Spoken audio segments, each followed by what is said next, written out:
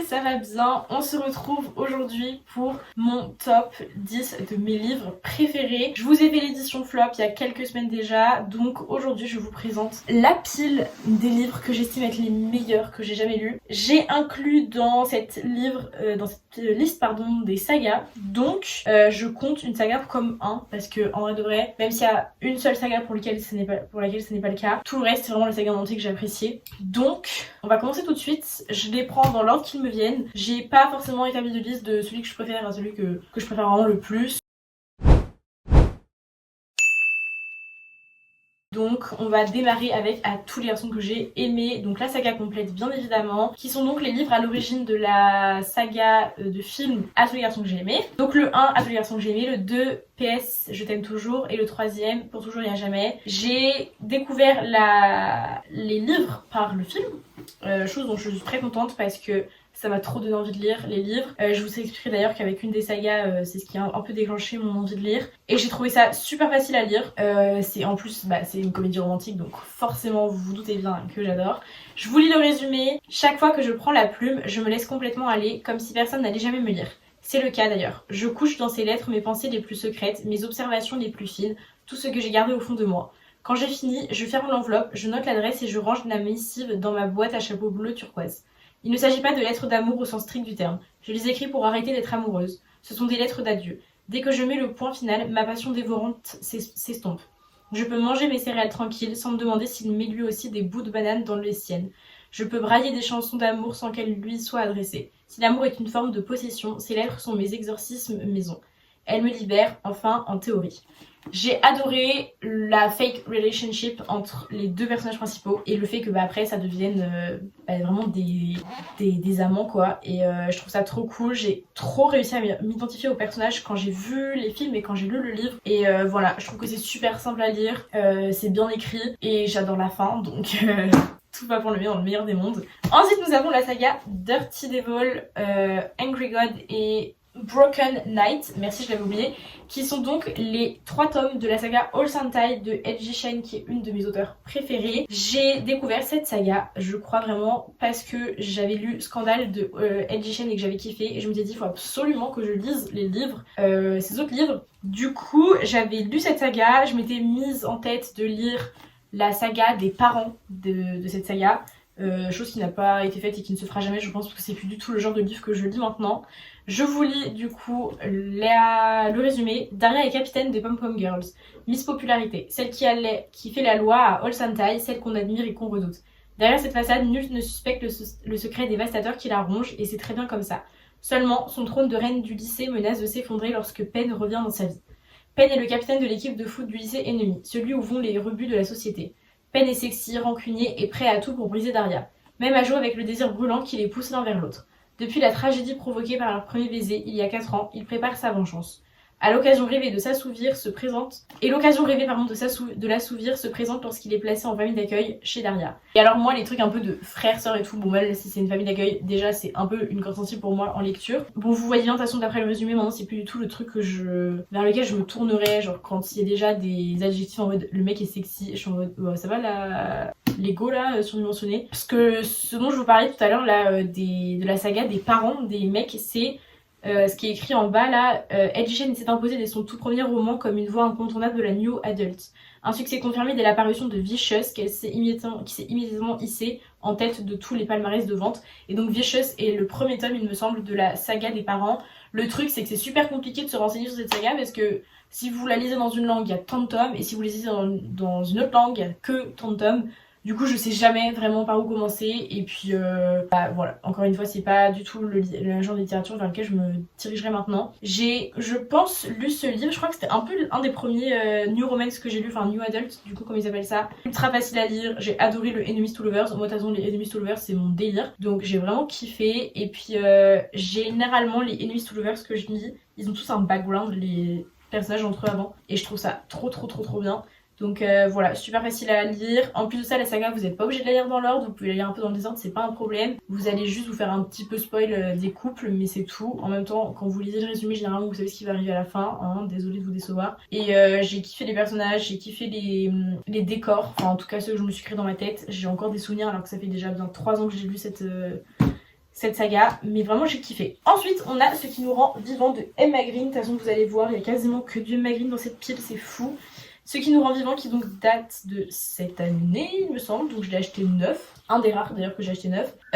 Aux urgences de l'hôpital public de Chicago, Cléo commence son internat et y retrouve Carter Cruz, une vieille connaissance. Bien plus que ça en réalité. Son meilleur ami de la fac de médecine, mais aussi son plus sérieux rival et son plus grand regret. Ici, Cléo se sent enfin à sa place, au milieu des brancards qui roulent à toute allure, des portes qui claquent, des chefs qui crient, des machines qui bipent et des tenues pastel qui volent au secours de ceux qui en ont besoin. Chaque jour, elle apprend. Elle soigne les autres pour oublier le mal qui la ronge. Elle croise l'humanité et la mort dans les couloirs. Elle tisse des liens forts avec tous ces héros du quotidien. Elle se rapproche malgré elle de celui qu'elle fuit à tout prix. Pourtant, elle voudrait juste se sentir aussi invincible que lui. Et croire, le temps d'un battement, que la vie peut l'emporter. Je pense que... Alors, déjà, j'ai voulu lire ce livre parce que c'est Emma Green qui l'a écrit. Soyons clairs, je lis quasiment tous les livres d'Emma Green. Et il y a un air de... Mon dieu, de Grey's Anatomy, et quand elles ont mis en avant, avant la sortie du livre, ce côté du roman qui avait un côté un peu, du coup, Grey's, j'ai vraiment craqué avant même de lire le résumé. Je n'ai pas lu le résumé avant d'acheter le livre, de toute façon. J'achète Emma Green, j'achète dès que ça sort. Donc vraiment, je l'ai lu, j'ai fait il est pour moi. Et je l'ai adoré, je l'ai vraiment dévoré. Encore un Enemies to Lovers qui ont un background. Vraiment, il y a 2 minutes, je vous expliquais la même chose. C'est trop mon délire. C'est un one shot. Je vous conseille vraiment, pour ceux qui veulent commencer la new romance, d'aller lire des Emma Green, même la romance tout court. C'est vraiment pour moi le meilleur compromis. Niveau... Alors après c'est des gros romans généralement, mais je pense vraiment que vous pouvez largement vous en sortir pour des débutants. C'est super facile à lire. Peut-être que vous allez vous lasser un petit peu au fil du temps de lire le même auteur parce que c'est toujours légèrement écrit de la même façon, mais c'est pas un souci. On passe ensuite à Contresens, donc j'inclus la saga entière sauf le tome 5 qui m'a saoulée, dont je vous ai déjà parlé dans mes flops. J'ai tout lu cette année, je crois qu'il m'a fallu 1 mois et demi, 2 mois pour tout lire. J'ai un petit peu mis de temps, mais c'était trop bien, j'ai kiffé, j'ai découvert le livre grâce au film. J'ai très hâte d'ailleurs de voir le tome 2, enfin le film 2. J'ai trouvé ça ultra facile à lire. J'ai trouvé que la ressemblance avec le film était plutôt assez... je l'ai trouvé vraiment génial, la ressemblance avec le film. Il y en a très peu qui sont aussi similaires. J'ai vraiment défoncé les livres en revanche. Il a vécu des trucs pas faciles celui-ci, mais je les avais achetés neufs pourtant. Les livres de poche sont vraiment pas les plus solides, je vous les conseille pas trop. Mais vraiment trop bien. Juste déçue que le format ici, ce soit pas les acteurs, mais j'allais pas l'acheter en format broché au triple, voire le double, voire le triple. Super facile à lire, j'ai adoré l'histoire. En même temps, je savais un peu après quoi m'attendre pour le tome 1 et 2, mais vraiment j'ai kiffé tout le reste. Je trouve que ça suit plutôt pas trop mal. Les persos sont trop bien, les intrigues aussi. J'ai hâte de voir ce qui va s'en suivre niveau cinématographie, mais j'ai pas de doute sur le fait que ce sera génial. Juste un petit problème pour moi, c'est que le film va être aussi adapté en version anglaise, ce dont j'ai très peur, parce que déjà les acteurs je trouve qu'ils ressemblent pas énormément aux personnages des livres, et puis en plus de ça je vois pas trop l'intérêt. Donc écoutez, on verra bien, c'est pas nous qui décidons. Ensuite nous avons After, qui est pour moi le livre de toute ma vie. La saga de toute ma vie. Un peu drôle parce que j'ai commencé à le lire en septembre 2019 et je l'ai fini en septembre 2020, genre en août 2020, parce que j'ai vraiment super galéré à me mettre dedans et j'avais grâce au confinement repris ma lecture, entrepris de le terminer et c'est la meilleure décision de ma vie. Tessa est une jeune fille ambitieuse, volontaire, réservée. Elle contrôle sa vie. Son petit ami Noah est le gendre idéal, celui que sa mère adore, celui qui ne fera pas de vagues. Son avenir est tout tracé, de belles études, un job à la clé, un mariage heureux. Mais ça, c'était avant qu'il ne la bouscule. Dans le dortoir. Lui, c'est Hardin, bad boy, sexy, tatoué, piercé. Grossier, provocateur et cruel, c'est le type le plus détestable que Tessa ait jamais croisé. Et pourtant, le jour où elle se retrouve seule avec lui, elle perd tout contrôle. Cet homme ingérable fait naître en elle une passion sans limite, une passion qui, contre toute attente, semble réciproque. Initiation, sexe, jalousie, mensonge, entre Tessa et Hardin, est-ce qu'une histoire destructrice ou un amour absolu? Pour ceux qui connaissent pas l'histoire d'After, enfin franchement j'en doute encore, mais Wattpad les a fait découvrir, c'était au départ une fanfiction de Harry Styles, et si jamais vous êtes très attentif, plus l'histoire avance, moins le physique est ressemblant entre Hardin et Harry. C'est pareil, genre de livre vers lequel je me dirigerai plus maintenant, parce que quand on lit le résumé, c'est plus du tout le genre d'histoire qui m'attire. Mais on peut pas enlever à After d'avoir donné au goût, goût à la lecture. J'ai découvert le livre grâce au film encore une fois. Franchement, les adaptations cinématographiques, c'est un peu qui tout double. Et j'ai kiffé les livres. Franchement, Il y a certains moments où forcément quand ça fait que ça, enfin ils se mettent ensemble, ils se séparent, ils se mettent ensemble, ils se séparent. J'avoue qu'à la longue c'est un peu chiant, mais tellement ils nous ont fait vivre des trucs de zinzin. Je crois que j'ai pleuré à la fin du 5 parce que j'étais trop dégoûtée que ça se termine en vrai. Et en même temps j'étais un peu heureuse que ça se termine enfin parce que j'en pouvais plus aussi. Et j'ai lu les 4 spin-offs aussi de la saga que j'ai aussi vraiment beaucoup apprécié. Et je trouve que c'est quand même plutôt bien écrit. Après je vais pas vous mytho, à partir du tome 2 j'ai passé toutes les scènes de sexe parce que j'en avais trop marre, je trouvais que ça apportait pas grand chose. Voilà, et puis on découvre aussi le point de vue d'Ardine. Malheureusement pour After, ou je sais pas si c'est heureusement pour la littérature, c'est une intrigue qui a été extrêmement reprise à de nombreuses reprises. Je pense à travers ma fenêtre, enfin en fait tous les livres qui sont sortis après, qui ont été pour la plupart adaptés. Les Enemies to Lovers vraiment bas de gamme pour moi, dont fait partie à travers ma fenêtre, dont j'ai pas vraiment hâte de lire les livres. Quoique peut-être pour relever un peu le niveau des films, mais bon on verra bien. Et vraiment j'ai adoré, donc je vous conseille vraiment de les lire. Si vous avez pas aimé les films, je peux comprendre en vrai, mais testez vraiment les livres. Vraiment, je vous assure, ça n'a rien à voir si vous voulez vous réconcilier avec. Et si vous avez lu les livres et pas encore vu les films, je vous conseille de ne regarder que le 1. Parce qu'après, vous serez forcément déçus. Je tiens quand même à préciser que c'est un peu évident qu'un film n'est pas tout à fait similaire au livre. Ça me paraît évident, c'est une adaptation, c'est pas un copier-coller. Et je pense que personne n'aurait regardé les films, encore moins de monde aurait regardé les films si l'adaptation avait été absolument calquée sur l'écriture. Donc voilà. Ensuite on retrouve une autre saga qui est la saga d'Emily, saga qui pour moi mériterait une adaptation cinématographique. J'en ai encore discuté avec une fille sur Instagram tout à l'heure. C'est pour moi la saga la mieux écrite de tous les temps, devant largement After et À Contresens et À Tous les garçons que j'ai aimés. Trop bien écrit, histoire de demi-frères demi-sœurs qui n'ont pas de lien de sang, donc un peu dans le même style qu'À Contresens, sans le côté voiture on va dire, drama à ce point-là. Et les parents sont pas des grands fous furieux, mais c'est trop bien. J'aime juste pas le format, vraiment j'aime pas cette maison d'édition, je les hais. Mais mon dieu, qu'est-ce que c'est bien écrit, qu'est-ce que c'est cool à lire. Ma pote, je lui ai prêté le 1, elle l'a dévoré. Elle a lu le 2, elle était en mode putain c'est nul. Bah c'est Juliette qui monte cette vidéo. Et bizarrement, Juliette, quand elle s'est vraiment mise, d'un coup elle a tout avalé, elle fait oh, mais c'est quoi cette fin, mais je veux le 3, je veux lire le 3. Donc elle est en train de lire le 3 actuellement. Je pense que quand cette vidéo sortira, elle aura fini la saga. D'ailleurs, je ne vous conseille pas de lire le 4ème tome qui est un spin-off où on a le point de vue que du gars. Pour moi, ça n'a pas trop d'intérêt. Je vous lis quand même le résumé pour ceux que ça intéresserait. Eden, 16 ans, va passer l'été dans la famille recomposée de son père à Santa Monica en Californie. Ce dernier a refait sa vie, ce qui veut dire 3 nouveaux demi-frères pour Eden. Le plus âgé, Tyler, est un vrai bad boy, séducteur, égocentrique, violent. Fascinée, elle ne peut s'empêcher de succomber au charme de la seule personne qui lui est défendue, son demi-frère. Donc, encore une fois, non, quoique, peut-être pas en fait, j'aurais quand même lu ces livres. C'est une amie à moi qui me les a recommandés et je regrette tellement pas de les avoir lus. Je suis vraiment fanatique de ce livre. Je pense que c'est un des rares livres que j'apprécierais relire avec plaisir parce que j'aimerais vraiment redécouvrir ce livre pour la première fois, en sachant que pour moi ça mérite vraiment une adaptation cinématographique quand on voit que After a eu tant de succès au niveau des chiffres des films, alors probablement pas les 3 derniers, mais les 2 premiers ont quand même pas mal marché, et si After a eu le droit à son adaptation, que le fabricant de l'arme aussi, je vois pas pourquoi 10 milli, non. Ça date de 2016, à un moment faudrait peut-être se réveiller, donc faites quelque chose, vraiment faites du coup pour que 10 milli soit adapté. Il y a des gens qui font des espèces de fanfiction, d'adaptation de films avec Selena Gomez dedans. Je sais pas trop pourquoi cette actrice, mais je trouve ça un peu drôle. Donc allez vous renseigner, peut-être que vous allez trouver des infos. Ensuite, nous avons Kiss Me If You Can de Emma Green, encore une fois. 2ème tome de la saga One Shot Kiss Me, du coup. Enfin, Kiss Me, c'est Catch Me. Il est tyrannique, elle est indomptable. Violette Saint-Honoré a beau croquer la vie à pleines dents, elle n'embrasse pas n'importe qui. Et même si le grand Blake Lennox, qui l'a embauché pour devenir la nouvelle pâtissière de son palace, l'attire intensément, il est hors de question que leur relation sorte de la cuisine. D'autant plus qu'elle trouve le chef étoilé scandaleusement beau, mais délicieusement insupportable. Entre le tyran des fourneaux et la belle ambitieuse commence alors une aventure sucrée-salée enflammée. Folle de rage contre son patron, folle de désir pour l'homme qu'il est dans la vie, la jeune Française va devoir choisir. Confiture d'orange amère ou cœur coulant aux fruits de la passion. J'adore les allusions dans le résumé à leur métier, et c'est le premier livre de Emma Green que j'ai lu. Ça m'a clairement donné envie de le lire. Et l'autre c'est pas Catch Me, c'est Love Me If You Can, je crois. Est-ce que je dis des bêtises comme ça là? Ouais, c'est Love Me If You Can, c'est pas Catch Me If You Can. C'est le premier livre que j'ai lu d'Emma Green, ça m'a donné envie de lire tout ce que j'ai lu depuis, et vous avez vu ma bibliothèque, vous savez que j'en ai énormément. J'adore Enemies to Lovers, ma vie.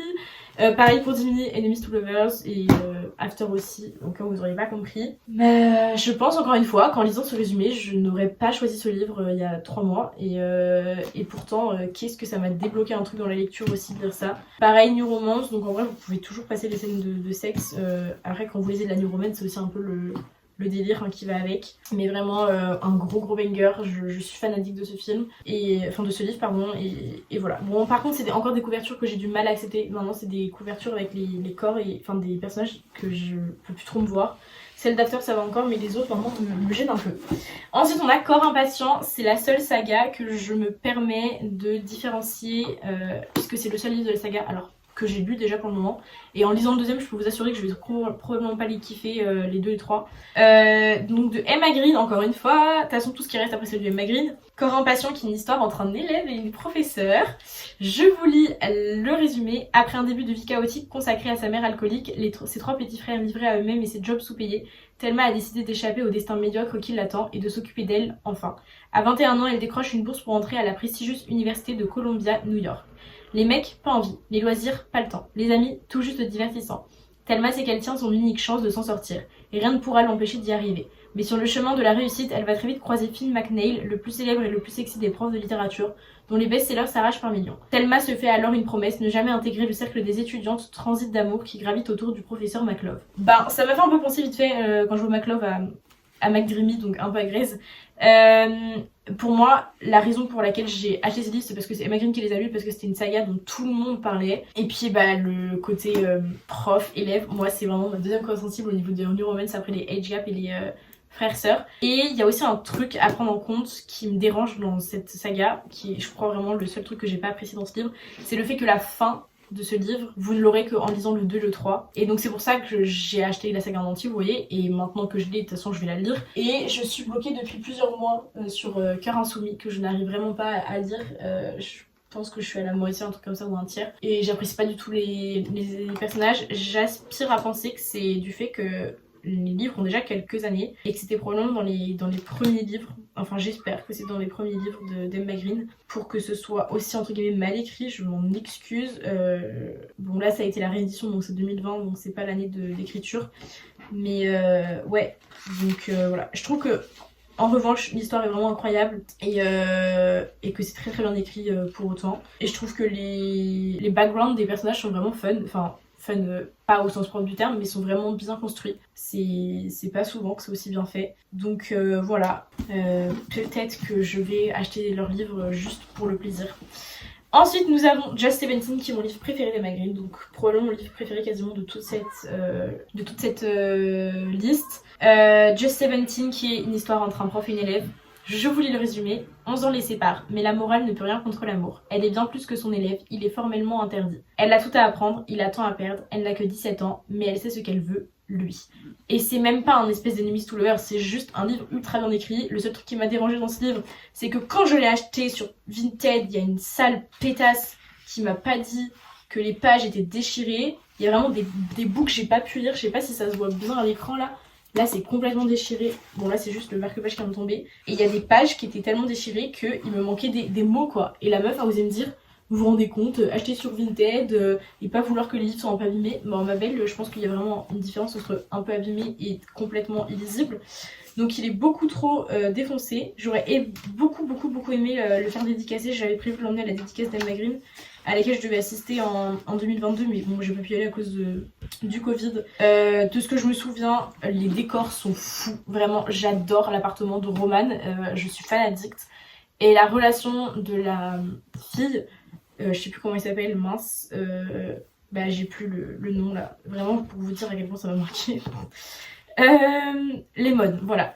J'adore les prénoms aussi qu'Emma Green décide d'utiliser pour leur roman. La relation que Lemon elle a avec son tonton, je l'adore aussi, vraiment, je suis trop fan. J'adore ce livre, vraiment, c'est celui que je vous recommande le plus de toute la bibliographie de Emma Green que j'ai lu pour le moment. Et étant donné que j'en ai lu vraiment une grosse partie, comme je vous le disais il y a quelques minutes, je pense que mon avis est quand même plutôt construit. Je vous présente le dernier livre de cette saga, de cette liste, pardon, qui est toute dernière fois renommé il y a très peu Jeu infini, pour ma plus grande déception. Ok, donc ça c'est le dernier tome qui est donc mon préféré de la saga, Jeu de Emma Green, Jeu infini, donc ça s'appelle, composé du coup de Jeu interdit, Jeu insolent, Jeu imprudent et donc Une toute dernière fois. Les 2 premiers romans de la saga sont concentrés sur un frère et une autre fille qui sont en une espèce de coloc, enfin c'est pas une coloc, c'est genre un truc de famille d'accueil encore. Et la deuxième partie de la saga, donc les 2 autres livres, dont celui-ci, c'est l'histoire du frère du mec du premier, des 2 premiers romans. J'adore les personnages, j'adore les décors, vraiment là où ça se passe. Il y a énormément de sagas, enfin de livres d'Emma Green qui se déroulent aux États-Unis, donc je sais pas comment elles font pour s'y connaître autant. Je vous lis le résumé. Ils ont passé leur vie à jouer, mais cette fois les règles ont changé. 3 ans plus tôt, June a tout quitté sans prévenir personne, en emportant son plus terrible et plus précieux secret. Quand Harry retrouve la jeune femme, il découvre aussi le petit garçon qu'elle a eu de lui, sans lui. Aujourd'hui, l'homme que June aime toujours a décidé de refaire sa vie. Déjà engagé auprès d'une autre, incapable de lui pardonner, Harry Quinn ne veut plus jouer. Pourtant, les 2 écorchés vifs qui s'aimaient tant vont devoir apprendre à se détester sans se quitter. Avec, entre eux, cet enfant qui les lie à tout jamais. Et cet amour qui a envie de crier toujours. Ok, bon là je vous spoil un peu pour le coup le reste du premier livre, mais oh mon dieu, c'est trop bien écrit, c'est trop beau, les personnages sont ultra attachants, l'intrigue est folle, tout va bien dans ce livre. Je trouve que tout va bien honnêtement, il n'y a pas un moment où je me suis fait chier, où j'ai trouvé ça redondant. J'ai trouvé que c'était absolument parfait du début à la fin. Donc je vous invite fortement à lire cette saga. Je pense quand même toutefois qu'il faut avoir lu quelques livres d'Emma Green avant. Je pense du coup notamment à Just 17 et peut-être à la saga PS Oublie-moi avant de se lancer, parce que c'est quand même des gros romans au niveau volume. On est à 400 pages x 4, donc ça fait quand même plus de 1200 pages à avaler. C'est pas forcément à la portée de tout le monde pour une première lecture. N'empêche que c'est absolument trop bien. Et je disais à mon grand espoir qu'il avait été renommé ce livre parce qu'il y a quelques semaines, Emma Green a fait rééditer toute la saga. Donc elles ont réécrit un peu les livres et elles ont changé les couvertures. Et donc le dernier qui à l'époque s'appelait Une toute dernière fois s'appelle maintenant Jeu infini. Et les livres forment comme after un dessin, jeu en fait écrit sur les tranches. Comme after on dessine un cœur, le tatouage d'Ardine. Je vais m'arrêter là pour aujourd'hui, j'espère que cette vidéo vous aura plu. Je vous retrouve bientôt, enfin la semaine prochaine pour une autre vidéo. Dites-moi s'il y a des livres parmi ces livres, parmi ceux que je vous ai présentés que vous avez lus ou que vous aimeriez lire. Et les livres que vous avez à me recommander si jamais c'est le cas. Ce serait avec grand plaisir. Je vous laisse ici et je vous dis à la semaine prochaine. Bonne fin de journée. Salut!